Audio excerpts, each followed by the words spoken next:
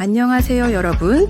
오늘은 나도 모르는 나의 구매 심리 9번째 수업 시간입니다. 7강부터 우리는 우리의 메시지를 소비자에게 어떻게 하면 효과적으로 전달할 수 있을까에 대한 해결책에 대해 이야기하고 있습니다. 기억하시죠? 첫 번째 단계는 소비자가 우리의 메시지를 일단 보아야 한다는 것, 보지 않으면 존재하지 않는 것과 같다는 사실 꼭 기억하셔야 합니다. 그래서 노벨티, 신선성, 숫자, 진단형, 질문형으로 주목시키고 관여하여 이해까지 하도록 하게 하고 마지막에는 행동을 요청하는 말까지 꼭 붙여라 라고 하였습니다. 다들 기억하시지요?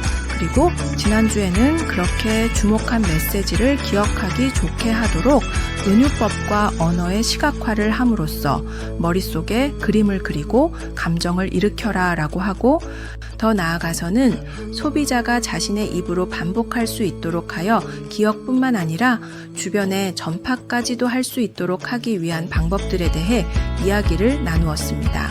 이제 오늘은 우리의 메시지를 소비자가 잊을 수가 없도록 뿐만 아니라 우리를 좋아하여 우리에게 기쁜 마음으로 설득되게 되는 방법을 알아보려고 합니다. 이제부터 본격적으로 수업 들어가도록 하겠습니다. 자, 여러분은 설득에 대해 무엇을 알고 계신가요? 데이터, 통계, 아니면 화려한 파워포인트 이런 거 모두 머릿속에서 다 지우세요. 오늘 우리는 70분 동안 사람의 마음을 열고 생각을 바꾸고 마침내 행동하게 만드는 가장 강력한 기술에 대해 이야기할 것입니다. 뇌과학을 활용한 설득의 기술, 바로 스토리텔링입니다. 강의를 시작하기 전에 이야기 하나를 들려드리죠. 한 매장의 판매원이 고명에 처했습니다. 한 고객이 성모 마리아상과 그 밑에 놓을 촛대 받침을 간절히 원했습니다. 그런데 받침대 재고가 없었습니다. 최악의 상황이죠. 판매는 실패한 듯 보였습니다. 그때 판매원의 눈에 유리로 된 잿더리가 보였습니다. 그리고 그 잿더리 바닥에는 M이라는 로고가 새겨져 있었습니다. 판매원은 잿더리를 뒤집어 들고 고객에게 다가갔습니다. 그리고 말했죠. 손님, 완벽한 받침대를 찾았습니다. 이 M은 메리를 위한 이니셜입니다. 고객은 황홀해하며 즉시 구매했습니다. 여러분, 이것이 스토리의 힘입니다. 사실보다 스토리가 감정을 점화하고 행동을 이끈다는 것입니다. 방금 그 이야기가 왜 통했을까요? 첫째, 이야기는 사물을 재프레이밍하여 의미를 바꿉니다. 방금 이야기는 쓸모없는 잿더리를 성스러운 받침대로 변화시켰습니다. 또 다른 예는요, significant objects, 99센트짜리 말, 머리 장난감에 아버지의 유품이라는 스토리를 입히자 62달러가 되었습니다. 사람들은 물건이 아닌 스토리를 산 것입니다. 그리고 우리 모두가 잘 아는 드비어스 다이아몬드. 100년 전 다이아몬드는 그냥 반짝이는 돌이었습니다. 드비어스가 다이아몬드는 영원하다 라는 스토리를 만들어 사랑의 증표로 재프레이밍하자 세상에서 가장 가치 있는 돌이 되었습니다. 둘째, 감정이 의사결정을 주도하기 때문입니다. 스토리는 그 감정을 설계하는 가장 정교한 도구입니다. 그래서 스토리는 사람을 실제로 움직입니다. 바로 이 지점에서 우리는 오늘 강의의 가장 중요한 명제를 만나게 됩니다. 지금 이 순간 여러분은 저를 바라보며 조용히 단 하나의 요청을 하고 있습니다. 바로 제발 나를 신경 쓰게 만들어 달라. 만약 제가 이 70분 동안 여러분의 감정적, 지적 연결을 만들어내지 못한다면 이 강의는 실패입니다. 여러분이 아무리 완벽한 데이터를 준비했어도 청중을 신경 쓰게 만들지 못하면 그 발표는 실패입니다.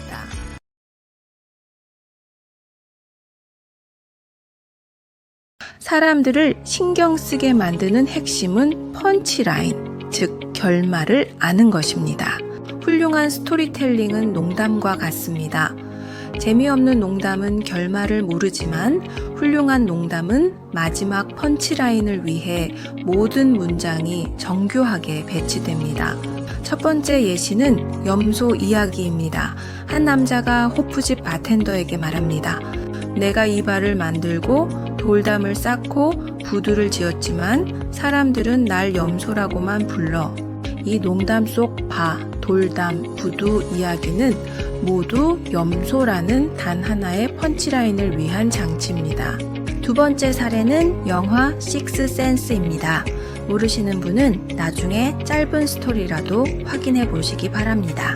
이 영화의 펀치라인은 주인공이 유령이었다는 것입니다. 모든 장면은 관객을 속이는 동시에 마지막 펀치라인을 납득시키기 위한 목표를 향해 달려갑니다. 마지막 사례는 비즈니스입니다. 많은 기업이 우리 제품은 기능 1, 2, 3이 있습니다 라고 말하지만 이것들이 진짜 목표가 되어서는 안 됩니다. 이 제품이 당신의 가장 귀찮은 문제를 해결해 준다가 펀치라인이자 목표가 되어야 합니다. 우리 마케터가 꼭 하고 싶은 말은 바로 이 펀치라인입니다. 그래서 이 펀치라인을 위해서 스토리를 만들어 나가야 한다는 것을 꼭 기억하시기 바랍니다.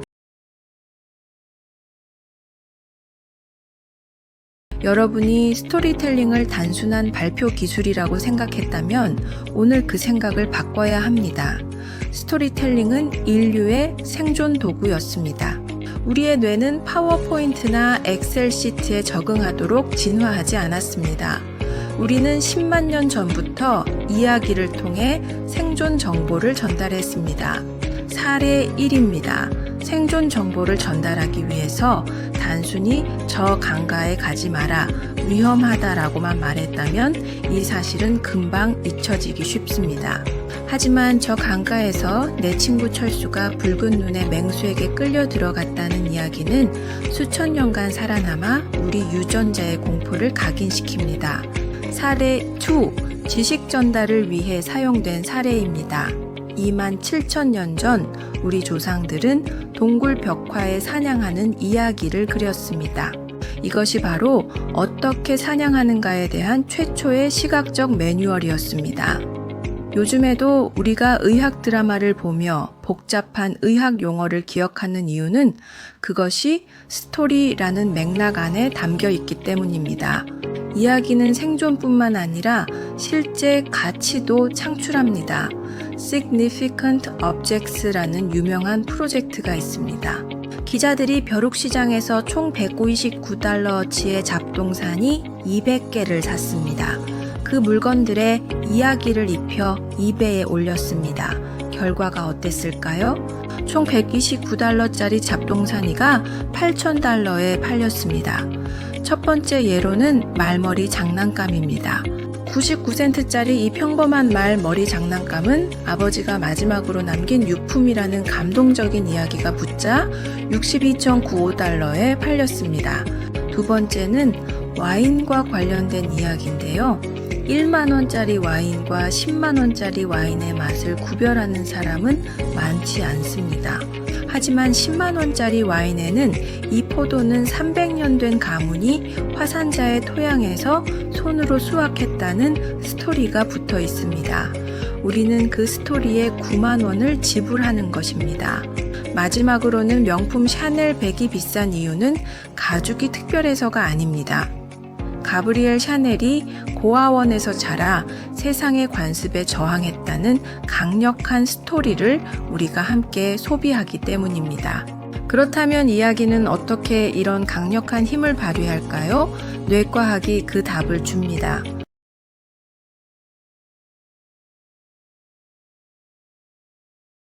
여러분이 데이터를 들을 때 뇌의 언어 영역 2, 3곳만 희미하게 활성화됩니다.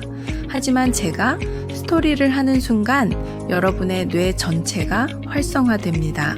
왜 그럴까요? 데이터는 이해하지만 스토리는 경험하기 때문입니다. 단순한 정보, 즉 데이터 혹은 사실은 바닥에 쏟아버린 물과 같습니다. 흩어지고 증발하고 사라집니다.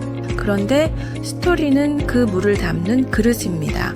메시지를 그릇에 담아 안전하게 청중의 뇌로 전달하는 것입니다.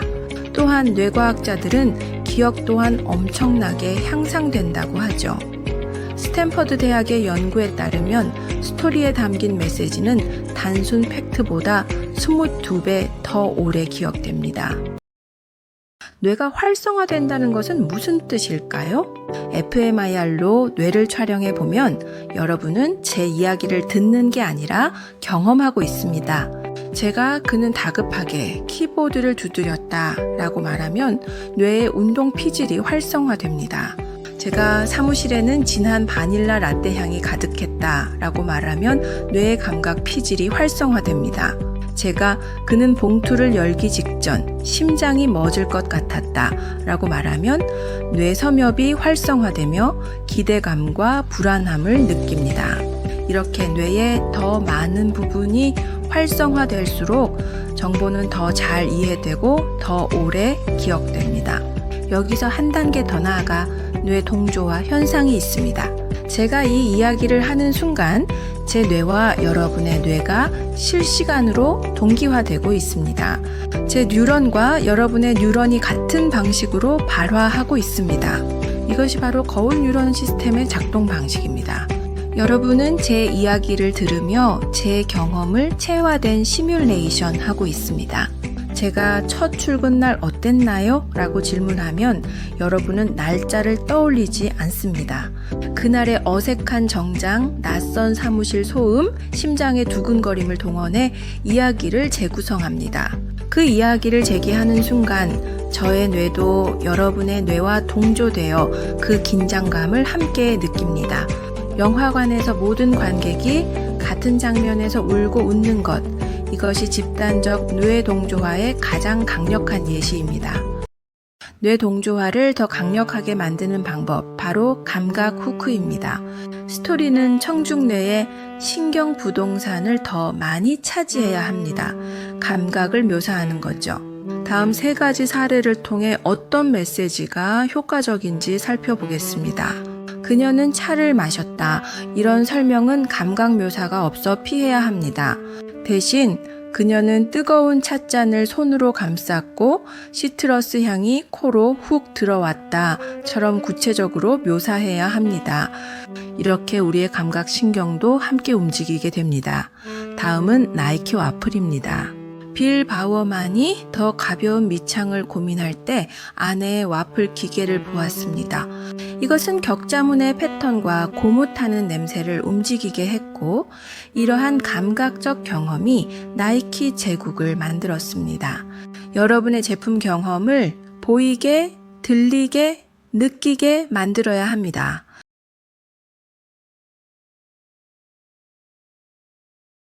뇌가 동조되고 감정적으로 연결되면 흥미로운 현상이 발생합니다. 스토리텔링의 핵심은 정서적 투자를 유도하는 것입니다. 감정적으로 깊이 몰입할수록 비판적 사고를 하는 뇌의 스위치는 꺼집니다. 이는 사랑과 같습니다. 사랑에 빠지면 상대의 쩝쩝거리는 소리도 아름답게 보입니다. 하지만 사랑이 식으면 그 똑같은 소리가 짜증의 원인이 됩니다. 애플이나 나이키 팬들은 경쟁사 제품을 비판적으로 비교하지 않습니다. 그들은 이미 그 브랜드의 이야기에 감정적으로 투자했기 때문입니다. 회의적인 청중을 설득할 때 데이터로 논쟁하면 방어 기제만 높아집니다. 하지만 스토리로 감정적 투자를 이끌어내면 고객은 스스로 이게 맞네라고 결론 내립니다. 이야기에 감정적으로 투자할 때 뇌에서는 화학물질이 분비됩니다. 청중을 조종하는 3가지 칵테일입니다. 저는 이것을 천사의 칵테일이라고 부릅니다. 첫째, 도파민입니다. 이것은 보상과 기대의 호르몬으로 뇌가 그래서 어떻게 됐는데? 라고 궁금해할 때 분비됩니다. 긴장감과 기대감을 가지면 도파민이 분비됩니다. 중요한 발표를 들을 때 긴장하면 도파민이 나옵니다. 회사 대표가 우리 회사는 3가지 큰 위기가 있었고 마지막 3번째 위기가 우리를 파산 직전으로 몰고 갔습니다. 라고 말하면 청중은 도파민 때문에 다음 이야기에 집중할 수밖에 없습니다. 넷플릭스도 마찬가지입니다. 드라마가 결정적인 순간에 끝나고 다음 주에 계속이라는 자막이 뜰 때 우리는 도파민에 중독되어 다음 에피소드를 기다립니다. 이런 현상을 열린 고리라고 하는데 우리 뇌는 고리가 닫힐 때까지 집중합니다. 이는 자이가르닉 효과라고도 하며 뇌가 미완성을 싫어하여 드라마가 결정적인 순간에 끝나면 다음 편에 집중하게 됩니다. 청중의 주목을 계속 끌고 싶다면 결말을 빨리 보여주면 안 된다는 점을 기억하세요. 둘째, 옥시토신은 사랑과 연결의 호르몬입니다. 신뢰, 유대감, 공감을 만들어냅니다. 유발 전략은 감동적이거나 슬픈 이야기, 인물의 감정이입, 특히 취약성을 보여줄 때입니다. CEO의 고백을 예로 들어보죠. 우리 제품 최고입니다. 대신 이 제품을 개발하다 집을 담보로 잡았습니다. 라고 말하는 것입니다. 이러한 취약성 고백은 옥시토신을 분비시켜 청중과 강력한 신뢰를 형성합니다. 유기견 광고에서 비에 젖은 강아지의 슬픈 눈을 클로즈업할 때 우리는 옥시토신 때문에 그 존재와 연결되고 돕고 싶어집니다. 톰스 슈즈 창업자 블레이크 마이코스키는 신발을 팔겠다고 말하지 않았습니다. 아르헨티나 여행에서 신발 없는 아이들을 만났습니다. 라는 자신의 이야기를 들려주었죠. 그 이야기가 옥시토신을 분비시켜 신발 한 켤레를 사면 한 켤레를 기부한다는 행동 모델을 만들었습니다. 셋째, 엔돌핀은 웃음과 즐거움의 호르몬입니다. 청중의 긴장을 풀고 창의적인 상태로 만듭니다. 유발 전략은 유머와 웃음입니다. 발표자가 제가 어제 이 발표 자료를 만들다가 너무 긴장해서 키보드에 커피를 쏟았습니다. 라며 스스로를 유머의 소재로 삼을 때 청중은 엔돌핀이 돌면서 마음의 문을 엽니다. 무거운 회의일수록 아이스 브레이킹 유머가 필요합니다. 엔돌핀이 돌아야 창의적인 아이디어가 나오기 때문입니다. 이케아나 에어 뉴질랜드가 재치 있는 유머 코드를 사용하는 이유입니다. 웃음은 가장 강력한 공유 버튼입니다. 그리고 보너스 코르티솔입니다.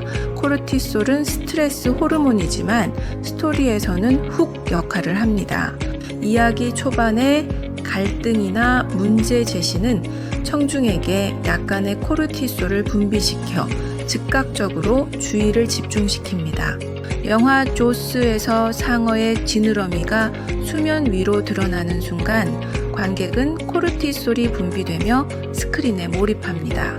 광고에서 당신도 모르는 사이 세균이라는 불안감은 코르티솔을 만들어 제품에 주목하게 합니다.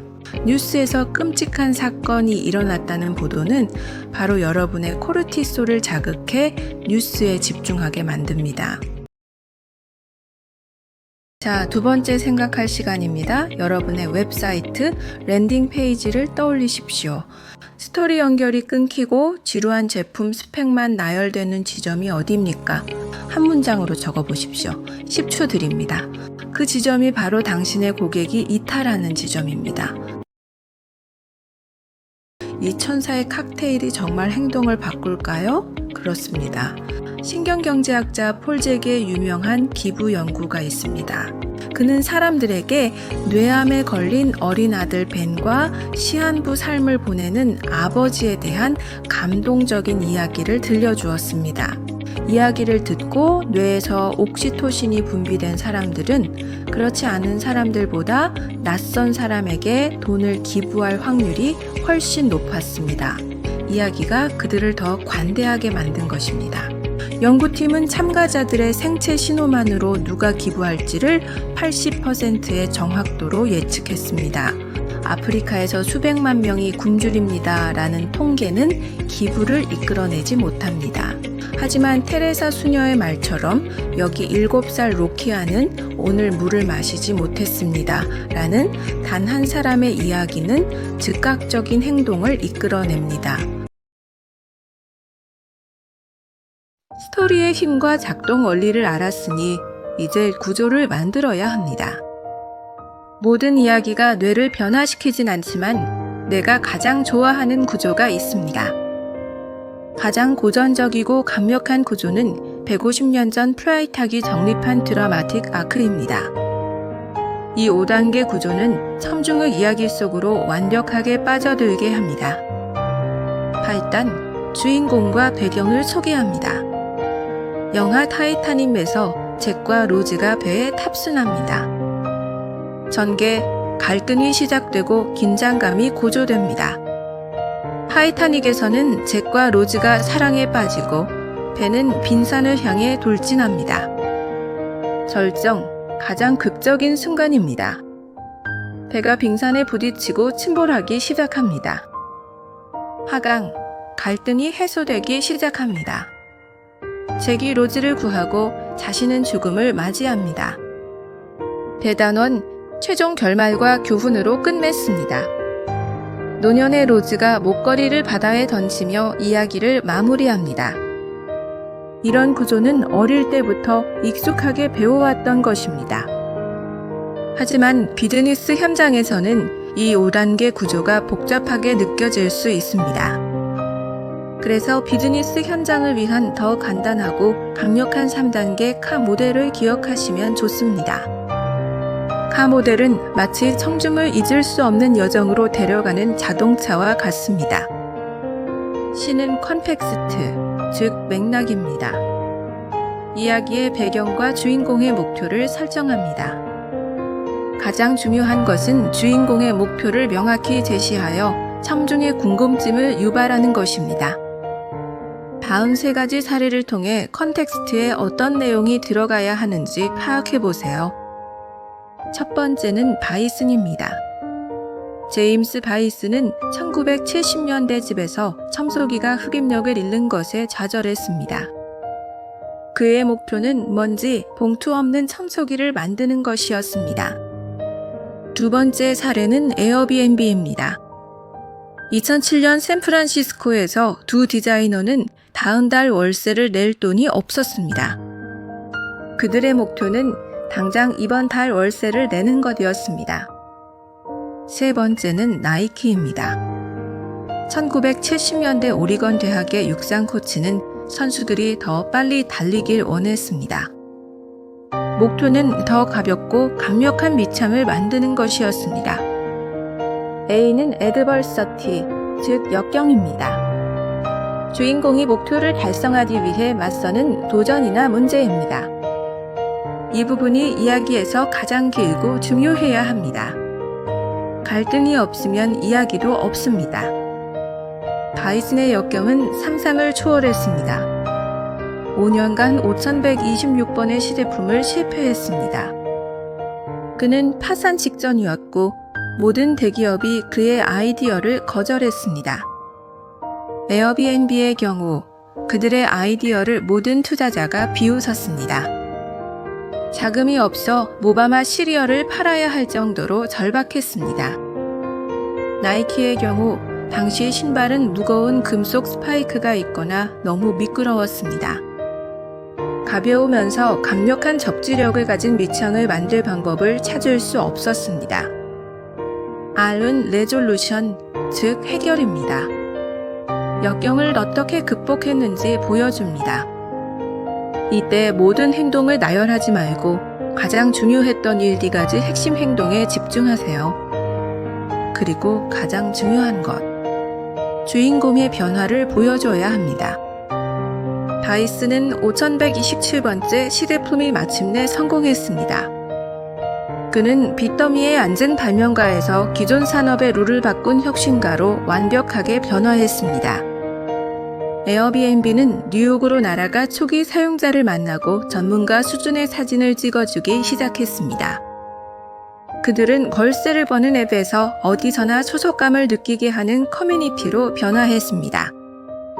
나이키는 아내의 와플 기계에 고무를 부어 와플 소를 만들었습니다.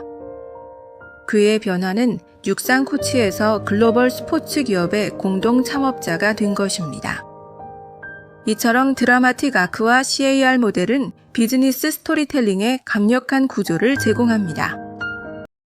CAR 구조가 어렵다면 스토리 작성을 포기하지 마십시오. 여기 또 다른 구조가 있습니다. 누가, 왜, 무엇을만 명확하게 하시면 됩니다. 10개 단어 90초 스토리로 만드는 4단계 골격 CCCC입니다. 상황, 주인공은 누구인가? 갈등, 어떤 문제를 만났나? 변화, 당신의 제품 서비스가 어떻게 등장했나? 결과, 행동, 그래서 어떻게 되었나?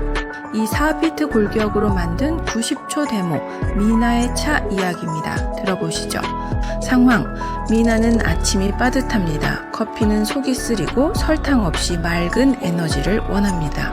갈등, 하지만 기존 티백은 밍밍해서 시럽을 넣게 되죠. 최악은 오후 3시면 어김없이 찾아오는 슬럼프입니다. 변화, 그녀는 독극성 티를 만났습니다. 통잎과 귤껍질 향, 3일째 3시에 슬럼프가 사라졌습니다. 결과 행동, 이젠 그녀가 동료에게 말합니다. 이 향 맡아봐. 여러분의 3시를 바꾸세요. 첫 깡통, 일주일 내 변화가 없다면 100% 환불합니다. 지금부터는 스토리텔링 할 때, 즉 뼈대가 세워졌다면 구체적으로 살을 붙일 때 어떻게 표현해야 하는지 이를 위한 기술에 대해 말씀드리겠습니다. 어떤 스토리를 이야기할 때 혹은 표현할 때예요. 어떤 사람은 아주 간단히 요약하는 방식으로 설명하고요. 또 어떤 사람은 똑같은 이야기를 하는데 훨씬 더 생생하게 상상할 수 있게 청중 입장에서 마치 그 일을 본 것 같은 느낌이 들 정도로 그 일이 있었던 순간으로 청중들을 끌고 들어가기도 합니다. 이렇게 그 일이 있었던 순간을 생생하게 설명하는 방식을 주민 방식이라 부릅니다. 이 두 가지 방식 중 우리는 요약이 아닌 순간으로 주민하여 스토리텔링을 해야 합니다. 이제부터 사례를 들어보시면서 직접 차이점을 느껴보시기 바랍니다. 첫 번째, 요약해서 말하는 방식입니다. 다음 사례를 들어보세요. 세관에서 직원이 직업을 물었고 놀랐습니다. 이것하고요. 두 번째는 상황을 주민을 하여 표현하는 방식입니다. 똑같은 내용을 다르게 표현합니다. 한번 들어보세요. 직원이 저를 쳐다보며 물었습니다. 직업이 뭡니까? 저는 1초간 망설이다 대답했죠. 저는 스토리텔러입니다. 직원은 웃음을 터뜨렸습니다. 똑같은 상황을 이렇게나 다르게 표현할 수 있습니다. 이 두 가지 사례를 들어보시니 어떠세요?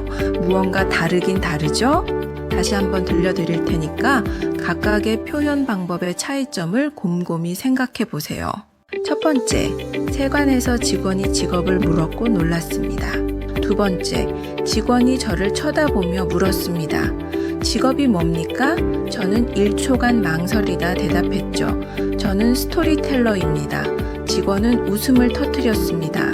첫 번째 사례를 들었을 때와 두 번째 사례를 들었을 때 여러분이 느껴지는 게 어떤지 잘 기억해 주세요.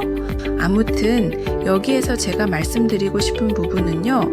이미 제목에서 가장 중요한 기술은 요약이 아닌 순간으로 주민하라 라고 말씀드린 것처럼 1번 예처럼 행동을 요약하여 심플하게 설명하는 식의 이야기보다는 주민을 해서 스토리텔링을 하라는 것입니다.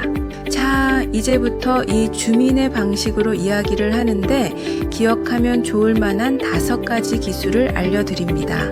첫 번째는 위치를 구체적으로 알려주어라 입니다. 즉, 어디에 있나요? 에 대해 답변을 한다는 생각으로 이야기를 하면 됩니다. 우리가 이렇게 하는 이유, 즉 우리의 이야기가 일어난 장소를 구체적으로 알려주면서 우리가 목적하는 바는요. 물리적 공간을 언급해 청중의 머릿속에 무대를 설치하려는 것이에요. 이제 사례를 보여드릴게요. 저는 2주 전 제 거실 소파에 앉아 있었습니다. 새벽 2시 불 꺼진 사무실이었습니다. 2019년 9월 저는 굳게 닫힌 회의실 문 앞에 서 있었습니다. 어때요? 이들 사례를 들으시면서 여러분의 머릿속에 어떤 일이 일어났는지 잘 관찰해 보세요. 두 번째는 행동입니다. 무엇을 하고 있나요? 에 대해 구체적인 동사를 사용해 이야기하면 됩니다.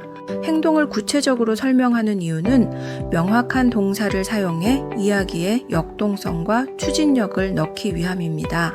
우리 뇌는 정적인 것보다 동적인 동사에 더 쉽게 사로잡히며 뇌의 운동 영역까지 활성화됩니다. 이제 사례를 통해 직접 느껴보세요. 스토리텔링 시 어떤 방식이 좋은지 알 수 있을 겁니다.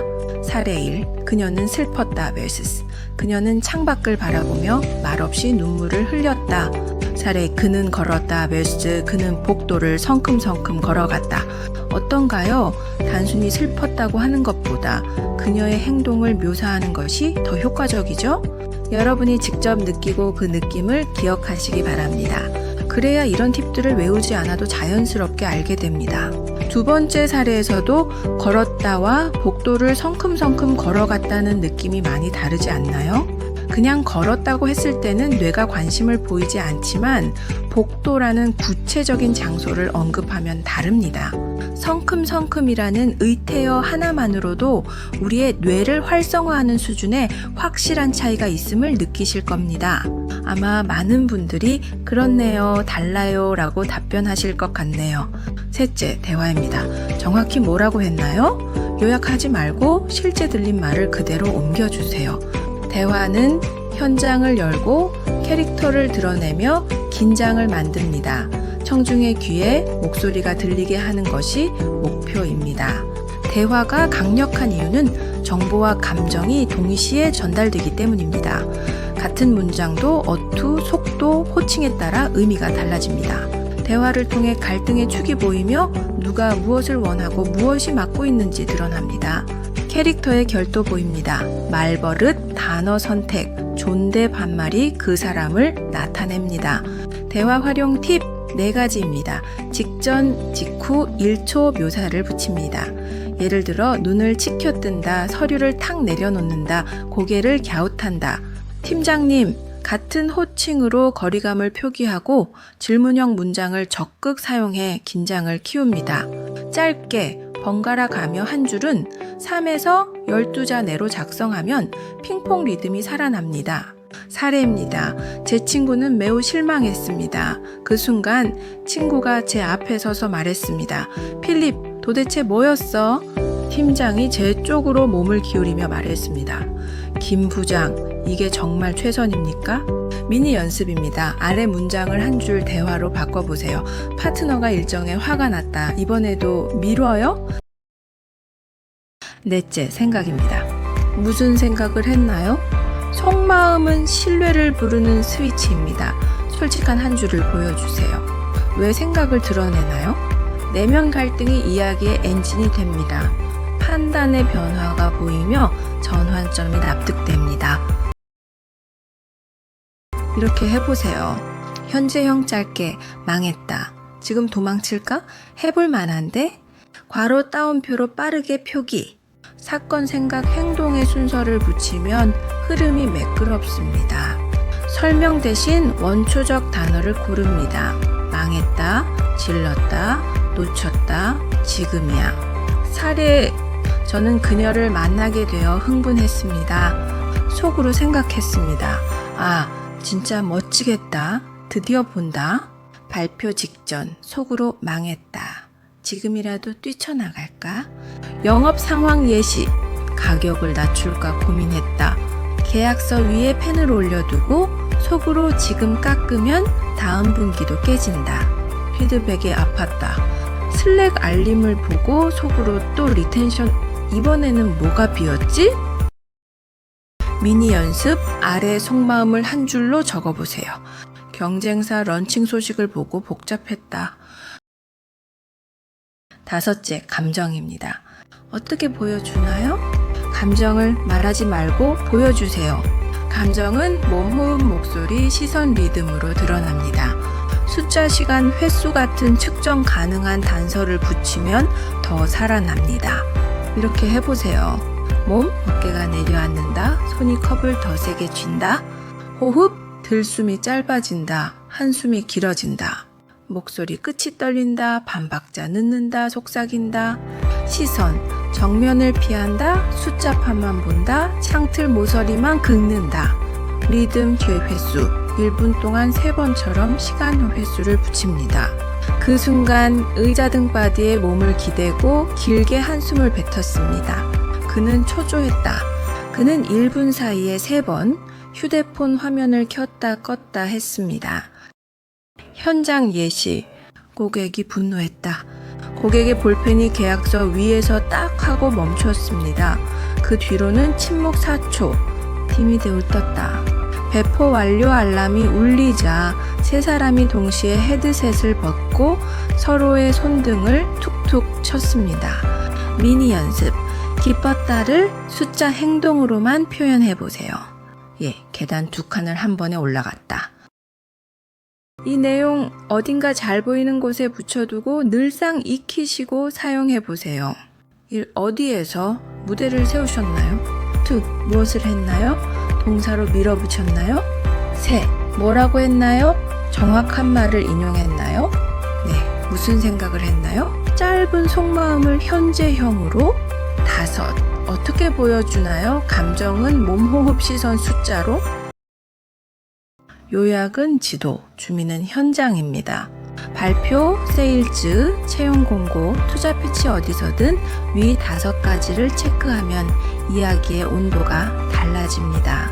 지금 눈앞에 한 장면을 잡아 한 줄 대화, 한 줄 생각, 한 가지 몸의 단서로만 써보세요. 바로 현장이 열릴 겁니다. 어디서부터 시작해야 할지 모르겠다고요? 걱정 마세요. 검증된 스토리텔링 레시피 3가지를 알려드리겠습니다. 이 레시피들은 창업가, 마케터, 콘텐츠 제작자 여러분이 고객의 마음을 사로잡는 데 큰 도움이 될 것입니다. 첫 번째는 민감한 주제 접근 스토리입니다. 말하기 껄끄러운 주제를 유머나 감동으로 안전하게 풀어내 방어심을 낮추는 것이 핵심입니다. 이는 위생, 돈, 실패, 편견 등 금기시되거나 불편한 주제를 다룰 때 특히 유용합니다. 오전 9시 엘리베이터 안 6명의 사람들이 문이 닫히자 동시에 바닥 구석을 보는 상황을 상상해 보세요. 뒤쪽에서 속삭임이 들립니다. 모두가 생각하지만 아무도 말하지 못하는 이 침묵의 공기를 우리가 파는 것이죠. 주머니에서 샘플을 꺼내 2번 분사하며 3초면 끝나요 라고 말하자 모두의 어깨가 반뼘 내려갑니다. 민감함을 공감하고 농담한 꼬집을 더한 후 해결책을 제시하는 순서로 스토리를 구성했는지 확인해 보세요. 2번째는 창업자 스토리입니다. 왜 이 회사가 존재하나요? 라는 질문에 대한 인간적인 근거를 제공하여 신뢰와 친밀감을 구축합니다. 문제, 계기, 고생, 통찰, 작은 승리, 그리고 지속이라는 구조를 따릅니다. 1994년 가을 형제 둘이 빌린 낡은 밴 안에서 판넬의 손으로 로고를 칠하는 장면을 떠올려 보세요. 동생이 형, 이 문장 진짜로 믿어? 라고 묻자 형은 팔리지 않아도 이 말만은 우리라고 생각하며 고개를 크게 끄덕입니다. 그날 밤 첫 12장의 티셔츠가 팔리며 작은 승리를 거두게 됩니다. 여러분의 원칙이 한 줄로 명확한가요? 마지막으로 파괴자, 혁신가 스토리입니다. 낡은 규칙을 바꾸어 고객 문제를 새롭게 해결하며 존재 이유를 정당화합니다. 오래된 규칙, 깨달음의 순간, 작은 실험, 저항과 의심, 고객의 확실한 이득, 그리고 새로운 기준이라는 구조를 따릅니다. 비디오 대여점 반납함 앞에서 밤 11시 58분, 고객이 2분 늦으면 연체라니요라며 시계를 2번 보는 상황을 그려보세요. 물건이 아니라 시간을 빌려야 한다는 깨달음의 순간, 메모 앱에 무제한 전객을 적고 손가락이 멈춥니다. 다음 주 첫 100명에게 시범 서비스를 열며 새로운 기준을 제시하게 됩니다. 낡은 규칙이 한 문장으로 명확한가요? 이 3가지 스토리텔링 레시피를 활용하여 여러분의 메시지를 더욱 강력하고 설득력 있게 전달해 보세요. 앞에 3가지에 이어서 또 다른 6가지 레시피와 템플릿을 드릴게요. 첫 번째는 제품 탄생 스토리입니다. 실패와 우연을 통해 관찰력과 끈기를 보여주는 것이 핵심이죠. 강력 접착제가 또 안 붙는 상황에서 동료가 이건 붙였다 떼라는 건가? 라고 말합니다. 이때 잠깐 임시가 필요할 때가 있잖아 라는 생각과 함께 모서리를 접어 책갈피를 만듭니다. 다음날 팀 전체가 노트에 그 조각을 100장 붙였다대며 첫 사용자 반응을 확인하고 실패를 호기심으로 연결합니다. 두 번째는 사회적 책임 스토리입니다. 착함을 말하는 대신 구체적인 영향을 보여주는 것이 중요합니다. 초등학교 앞 횡단보도에서 아이가 노란 우산을 펴고 서며 이제는 무섭지 않아요? 라고 말하는 장면을 상상해 보세요. 단지 우산 1000개가 아니라 학교 앞 10분을 바꿨다는 생각과 함께 봉사자가 스티커에 1000을 적습니다. 그리고 내년엔 비 오는 날 등교 안전지도 50회를 약속하며 지속적인 계획을 보여줍니다. 세 번째는 제품 활용 스토리입니다. 고객의 현실적인 문제 해결과 새로운 활용법 발굴을 생생하게 보여줍니다. 고속도로 버스 창가에서 그가 연속해서 3번 창문을 열었다 닫으며 또 시작됐네 라고 말하는 상황을 그려보세요. 이번엔 출발 전에 착용해보자는 생각으로 손목 밴드를 클릭 소리 나게 잠급니다. 도착 후 그는 종이컵을 들고 웃으며 이제 안 흔들리네요 라고 말하며 즉각적인 변화를 보여줍니다. 네 번째는 중요한 고객이 영웅 스토리입니다. 우리는 조연이자 도구일 뿐 고객이 주인공임을 인정하고 성장과 승리를 보여줍니다. 월요일 오전 인사팀 오픈 채팅방에 알림이 연속 7번 울리고 직원 A가 이번 건강 플랜 진짜 실용적이네요 라고 말합니다. 인사팀장은 처음이다 칭찬 알림이라고 생각하며 의자를 밀고 캡처를 팀룸에 올립니다. 다음 분기 사내 챌린지 3개를 스스로 제안하며 고객의 성공이 조직의 성장으로 이어지는 모습을 보여줍니다. 다섯 번째는 단일 차별화 스토리입니다. 단 하나의 사소하지만 잊히지 않는 차이를 장면으로 각인시키는 것이죠. 호텔 수영장 옆 빨간 전화기에서 아이가 수화기를 들자 딸깍 소리가 나고 아이스크림 한 라인입니다. 맞음요? 라는 대화가 이어집니다. 부모는 우린 이 한 통화 때문에 이 호텔을 기억한다고 생각하며 서로를 보고 웃습니다. 체크아웃 메모에 내년에 다시라고 적으며 단일 포인트가 재구매와 추천으로 이어지는 것을 보여줍니다. 마지막 6번째는 고객 서비스 스토리입니다. 기대 이상을 보여 고객의 기억에 따뜻한 앵커를 심는 것입니다. 호텔 프런트 저녁 8시 10분 아이가 테디베어 없는 침대를 보며 입술을 깨무는 상황입니다. 직원이 잠깐만요. 오늘 아이 친구 초대해도 될까요? 라고 말하며 자율적인 판단을 보여줍니다. 직원은 규정은 없지만 추억엔 규정이 필요 없다고 생각하며 선반에서 곰 인형에게 작은 목걸이를 걸어줍니다. 아침에 곰돌이 특별 휴가 잘 다녀왔어요 라는 카드를 받으며 고객에게 잊지 못할 한 문장을 남깁니다. 여러분, 요약은 지도, 주민은 현장입니다. 이 템플릿을 활용하면 누구나 9가지 유형을 6줄로 쓸 수 있습니다. 지금 바로 가장 쉬운 유형 한 가지를 골라 써보세요. 다음 리스트를 템플릿으로 활용해 보세요. 오늘 배운 스토리텔링 레시피와 템플릿으로 여러분의 메시지를 더욱 강력하게 전달하시길 바랍니다. 여러분, 이제부터는 지금까지 학습한 내용을 통합하여 효과적인 스토리텔링 가이드라인을 총정리하겠습니다. 고객에게 영감을 주고 감정을 움직여 행동을 유도하는 치유전 지침을 말씀드립니다. 요약 금지, 순간으로 주민, 기억하시죠? 5기둥은 1. 강력하게 시작 2. 주제 선택 3. 관련성 연결 4. 능동태, 드라마틱 아크입니다. 그리고 끝에는 반드시 명확한 행동 유도를 붙입니다. 이 5기둥의 아래 양념을 치면 고객의 주목을 끄는 스토리가 될 것입니다. 바로 장행 대생감 플러스 따괄 숫입니다. 장면을 세우는 장소 행동 뒤에 대화, 생각, 감정으로 현장감을 만듭니다. 문장 안에 따옴표, 괄호, 숫자를 넣으면 몰입이 즉시 올라갑니다. 강력하게 시작 3초에서 5초 사이에 시선을 붙잡지 못하면 뒤 내용은 들리지 않습니다. 시작은 문입니다.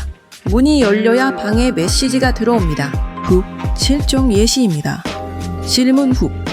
여러분, 어젯밤 11시 58분 앱을 지울 뻔한 적 있나요? 숫자 훅. 고객은 첫 8초 안에 떠날지 머무를지 결정합니다. 대조 훅. 우리는 제품을 팔지만 고객은 변화를 삽니다. 장면 훅. 비오는 화요일 추진 회의실. 팀장은 슬라이드를 덮고 말했습니다. 진짜 고객이 누구죠? 충격 훅. 반품의 43%, 즉 43%는 설명 부족 때문입니다. 후백 훅. 저는 오늘 우리 제품을 지적하려고 왔습니다. 한 문장 약속. 오늘 끝나면 60초짜리 고객 스토리 하나씩 갖고 나갑니다. 자주 하는 실수입니다. 안녕하세요. 저희 회사는 이렇게 말고 구체적으로 숫자를 넣어 질문형으로 다음과 같이 수정해보세요. 어젯밤 10시 40분 고객센터에 같은 질문이 17번 들어왔습니다. 왜였을까요? 오늘 12초 안에 질문, 숫자, 장면 중 한 개 이상 있는가? 2. 우리 소개보다 고객 문제가 먼저 나왔나? 주제 선택은 우리가 파는 것이 아니라 고객이 얻게 되는 것입니다. 핵심 스토리는 기능이 아니라 결과를 팝니다. 여기에서의 기능을 파는 경우에는 칼날이 예리합니다. 라고 말하겠지만 결과를 판다고 하면 아침 이분을 되찾습니다. 라고 할 수 있습니다.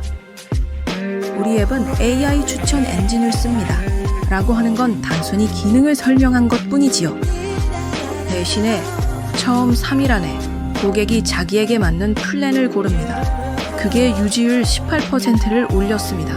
이렇게 이야기하면 고객이 얻을 수 있는 혜택을 파는 것이 됩니다. 이해하셨죠? 체크리스트입니다. 1. 우리가 무엇을 보다 고객이 무엇을 얻는지가 더 선명한가? 2. 숫자, 시간, 횟수가 들어갔는가를 확인하시기 바랍니다. 3. 관련성과 연결입니다. 좋은 이야기는 공감을 만드는 디테일이 있습니다. 사람들은 사실보다 스토리를 더 쉽게 믿습니다. 평범한 장면, 작은 말습관, 익숙한 고민을 넣으세요. 연결을 만드는 4가지 디테일. 1.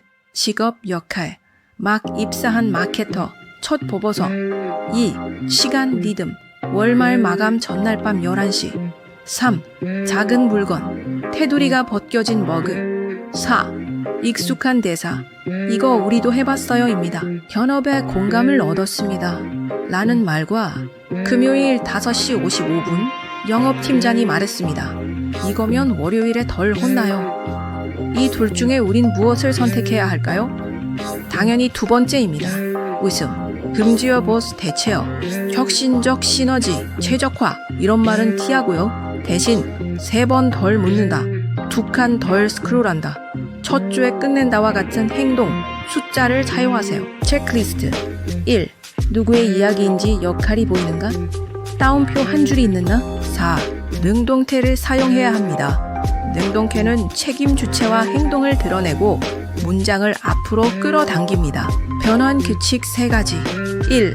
수동, 능동. 보고서는 작성되었습니다. 지현이 보고서를 마감 4시간 전에 완성했습니다. 이응사형 동사. 검토 진행 중. 오늘 검토합니다. 빈약 동사, 구체 동사. 하다, 되다, 진행하다, 바꾼다, 멈춘다. 여러분이 현장에서 자주 사용할 수 있는 동사들 20개 드립니다. 참고하세요. 줄인다, 늘린다, 붙인다, 뺀다, 뒤집는다, 갈아낀다, 고정한다, 열어본다, 멈춘다, 꺼낸다, 모은다, 쪼갠다, 이어붙인다, 눌러본다, 펼친다, 지운다, 바꾼다, 저장한다, 내보낸다. 예시, 고객 문의가 처리되었습니다. 상담사가 3분 안에 첫 답을 보냈고 고객은 2번째 메일 없이 해결했습니다. 체크리스트 1. 주어가 사람인가? 2. 시간, 숫자가 붙었나? 꼭 확인하시기 바랍니다. 5. 극적인 아크의 기본 구조는 다음과 같습니다. 1점, 발단, 일상의 균열, 고객의 문제. 3점, 절정의 순간, 선택 전환. 4점, 결과가 드러남, 증거, 데이터 피드백, 5점, 새로운 일상, 다음 행동, 습관, 재구매, 추천, 주민 매핑, 발단, 장소, 행동, 전개, 대화, 절정, 생각, 하강, 감정, 이굴, 행동, 결말, 60초 데모, 발단장행, 화요일 4시 20분, 상담실 3번. 고객은 영수증을 테이블 가운데 딱 놓습니다. 전개, 대, 약속과 다르잖아요. 절정, 생각, 지금은 변명이 아니라 하나를 인정해야 한다. 하강, 감정, 증거, 오른손 엄지가 서류 모서리를 한번 문지르고 멈춥니다. 결말, 행동 CTA, 오늘 환불 대안, 다음 달 업그레이드, 무엇이 더 나을까요? 고객의 어깨선이 반뼘 내려갑니다. 체크리스트 1. 절정의 생각이 들어갔는가? 2. 하강의 행동 증거가 보이는가? 3. 결말에 구체적 선택지가 있는가? 행동 유도 문장 은행 4개 또 드립니다. 지금 무료로 시도해보세요. 3분이면 됩니다. 이은주만 배송비 영원 한번 써보시겠어요? 오늘 등록하시면 내일 오전 9시에 온보딩 메일이 갑니다. 데모 15분 잡아드릴까요? 수요일 오후가 비어 있습니다. 한 장 템플릿, 6줄 스토리보드. 이제 이 모든 기술을 비즈니스 전략으로 응축해 보겠습니다. 뇌과학 도박 실험에서 뇌는 불확실하지만 희망적인 큰 보상에 가장 강력하게 흥분한다는 것을 확인했습니다. 이것이 바로 청중을 사로잡는 핵심 전략, 희망적인 불확실성의 설계입니다. 여러분, 최악의 발표가 무엇인지 아십니까? 전통적 방식입니다. 안녕하세요. 오늘 제 연구 결과를 발표하겠습니다. 제 가설은 A가 B에 영향을 미친다였고 실험 결과 가설이 채택되었습니다. 이건 최악입니다. 펀치라인을 미리 말해버렸기 때문입니다. 불확실성이 연기되는 순간 청중의 뇌는 꺼집니다. 그렇다면 어떻게 해야 할까요? 희망, 펄스, 불확실성 방식으로 이야기를 한다면 사람들은 확실한 답을 아직 듣지 못했기 때문에 계속 집중을 할 수밖에 없습니다. 그래서 앞에서 일반적인 학자들이 발표하는 식 대신에 다음과 같은 순서대로 발표를 한다면 청중의 관심을 계속 끌어낼 수 있을 겁니다. 예를 들면 다음과 같이 이야기하는 것이죠. 1단계, 만약 A가 B에 영향을 미친다는 것을 우리가 알 수만 있다면 어떨까요? 2단계, 우리는 A와 B의 관계를 확인하고자 지난 수년간 갖은 노력을 다하여 이들의 관계를 밝힐 수 있는 3가지의 연구 방법을 찾아내었습니다. 그런데 이상하게도 마지막 실험에서는 앞에서 나왔던 2번의 실험 결과와는 반대로 나왔습니다. 도대체 왜일까요? 이런 식으로요. 끝까지 궁금증을 유발하는 것이죠. 이 전략은 우리 경영학과 홍보에도 그대로 적용됩니다. 우리 세종사이버대 경영학과는 AI 커리큘럼이 좋고 교수진이 뛰어납니다. 이런 사실 나열은 좋지 않고요. 아래와 같은 스토리텔링을 해야겠지요? 처음엔 희망을 제시합니다. AI가 내 일자리를 빼앗을 거라는 불안감. 하지만 이 AI를 내 무기로 만들 수만 있다면 남들보다 10년은 앞서갈 기회가 될 거라는 희망도 있지 않으신가요? 라고 희망을 제시하죠. 그런데 희망을 제시하고 이어서 불확실성을 느끼게 합니다. 하지만 막상 시작하려니 막막합니다. 어디서부터 손대야 할지 모르겠습니다. 이대로 뒤처지는 건 아닐까? 그리고 마지막으로 이렇게 말합니다. 만약 국내 최고의 AI 경영 전문가가 당신의 편한 시간에 맞춰 1대1로 프로젝트를 봐준다면 어떨까요? 이런 식으로 말입니다. 어때요? 무언가 특장점만 쭉 나열했을 때와는 완전히 다른 느낌이죠? 자, 이번에는 또 다른 아주 유용한 스토리텔링 전략에 대해 말씀드리겠습니다. 이 전략은 기능적 스토리텔링입니다. 원하는 호르몬 반응을 얻기 위해 전략적으로 이야기를 사용하는 것입니다. 이 전략을 잘 활용하기 위해서는 우선 우리는 우리를 믿어야 합니다. 여러분 스스로가 스토리텔러임을 확실히 믿으세요. 2번째 단계는 수집하는 일입니다. 자신의 인생에서 3-4개의 이야기를 미리 수집하고 기록해 두세요. 물론 더 많으면 필요에 따라 사용할 수 있는 자원이 많아지는 것이니 많으면 많을수록 좋겠지요. 마지막 단계는 선택하는 것입니다. 즉, 발표 혹은 메시지를 쓸 때 각각의 메시지의 목적에 맞춰 이야기를 전략적으로 선택해야 하는 것이죠. 무슨 이야기냐면요. 이제부터 다음 사례를 보시고 힌트를 얻으시기 바랍니다. 첫 번째로 메시지 목적이 신뢰인 경우에 다음처럼 전략적인 선택을 합니다. 새로운 팀원들과의 첫 미팅에서 내가 신입 시절 크게 실수했던 이야기를 합니다. 그러면 옥시토신이 분비되어 신뢰가 쌓입니다. 두 번째로 창의성을 촉진하기 위한 스토리텔링입니다. 아이디어 회의가 막혔을 때 어제 지하철에서 겪은 황당하고 웃긴 이야기를 합니다. 그러면 엔돌핀이 분비되어 팀원들이 더 창의적이게 됩니다. 마지막으로 동기부여가 필요할 때, 팀이 지쳐 있을 때 우리가 과거에 불가능해 보였던 프로젝트를 어떻게 극복했는지를 들려줍니다. 도파민이 분비되어 동기가 부여됩니다. 위 세 가지는 우리가 어떤 일을 하든지 누구에게나 필요한 경우겠지요. 하지만 조심해야 하는 것, 절대 해서는 안 되는 것도 다시 한번 리마인드 합니다. 이야기 없이, 해결책 없이 스트레스와 데이터만 쏟아내는 발표. 이것이 바로 악마의 칵테일입니다. 이것은 높은 농도의 코르티솔과 아드레날린의 조합입니다. 드라마에서 보면 이런 회의 있죠? 상사가 들어와서 지금 실적이 30% 미달이고 경쟁사는 신제품을 냈고 우리는 예산이 깎였습니다. 대책 내놓으세요 라고 말하고 나가는 회의 말입니다. 이건 정말 최악의 회의라고 할 수 있겠지요? 이러한 회의는 높은 농도의 코르티솔과 아드레날린 칵테일을 팀원들에게 들이키도록 하는 것이나 다름없겠지요? 청중을 짜증나고 비창의적이게 만들 뿐입니다. 인내심이 사라지고 기억력이 손상되며 잘못된 결정을 내리게 합니다. 오늘 강의를 요약합니다. 우리는 데이터 덤핑을 할 수 있습니다. 사실만 나열하고 청중 뇌의 일부만 활성화시키며 발표가 끝나는 순간 잊히는 것입니다. 아니면 우리는 스토리텔링을 할 수 있습니다. 맥락과 의미를 통해 메시지를 전달하고 청중의 전체 뇌를 활성화시키며 그들과 강력하게 연결되는 것입니다.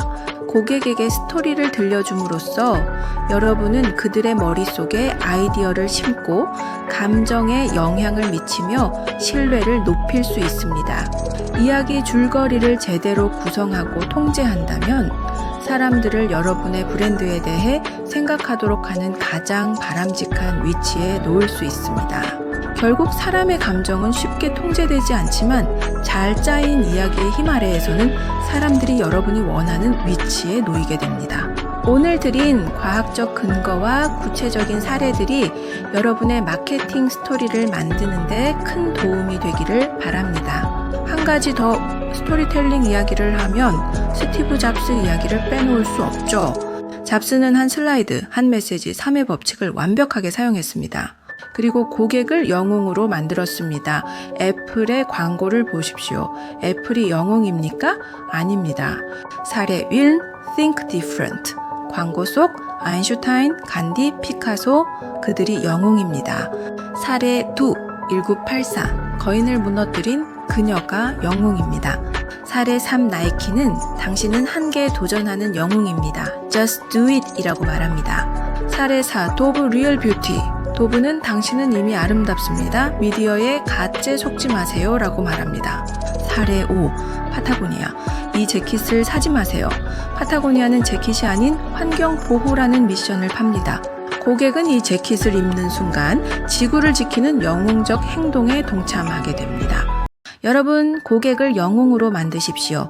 여러분의 제품은 그 영웅을 돕는 완벽한 길잡이일 뿐입니다. 아셨죠? 스토리텔러의 마스터인 스티브 잡스처럼 우리도 우리의 소비자를 영웅으로 만들기 위해 우리의 생각부터 바꾸는 연습을 하고 우리의 진실된 소비자를 영웅으로 만들 줄 아는 스토리텔러가 되시는데 이 수업이 도움이 되시기를 바랍니다. 우리의 진실된 소비자를 영웅으로 만들 줄 아는 스토리텔러가 되시는데 이 수업이 도움이 되시기를 바랍니다. 이제 나모구 10주차 9번째 강의 스토리텔링에 관한 강의를 마치겠습니다. 이미 다 깨달으셨겠지만 오늘 수업 내용은 매우 어렵습니다. 한 문장 하나하나를 곱씹으시면서 공부하신다면, 그리고 제가 제시해드린 수많은 포인트들을 한 개씩 적용해 보시면서 하루에 하나의 스토리를 만들어 보신다면 제가 확언할 수 있습니다. 여러분은 미래의 유명한 브랜드 오너가 되어 계실 것입니다. 긴 수업 시청하시느라 수고 많으셨습니다. 우리는 또 라이브 강의에서 만나도록 하겠습니다. 감사합니다.